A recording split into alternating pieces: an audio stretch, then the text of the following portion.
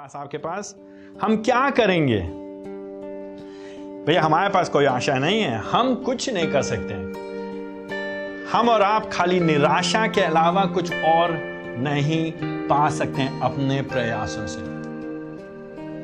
लेकिन बाइबल का परमेश्वर दयालु परमेश्वर है, वो करुणामयी परमेश्वर है, वो प्रेमी परमेश्वर है।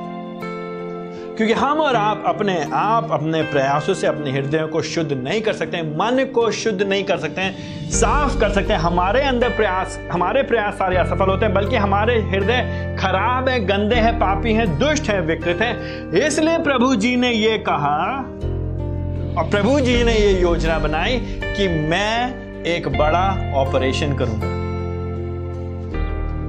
प्रभु जी हमारे हृदय का ऑपरेशन करते हैं, वो उसको बदल देते हैं।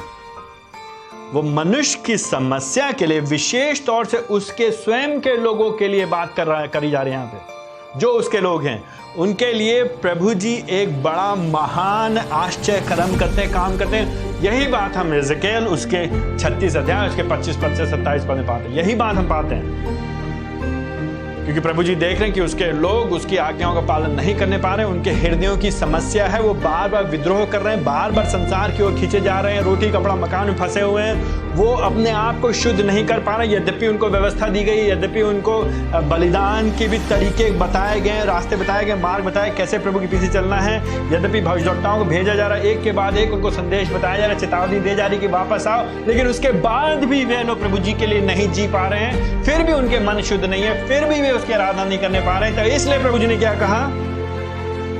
मैं तुम पे शुद्ध जल छिड़कूंगा, फिर तुम अपनी सारी गंदगी से, अशुद्धता से शुद्ध हो जाओगे, और फिर मैं तुम्हारे हृदय में से सारी मूर्तियां हटाऊंगा, और फिर मैं तुमको एक नया हृदय दूंगा, और मैं एक नई आत्मा तुम्हारे भीतर डालूंगा, और फिर मैं तुम्हारे भीतर से पत्थर का हृदय निकाल कर मैं तुमको मांस का हृदय दूंगा, और मैं अपनी आत्मा तुम्हारे भीतर डालूंगा, और फिर मैं तुमको अपने विधियों को पालन करना सिखाऊंगा, और तुम मेरी आज्ञाओं का पालन करोगे। ये प्रभु जी अपने लोगों के लिए ऐसा करते हैं।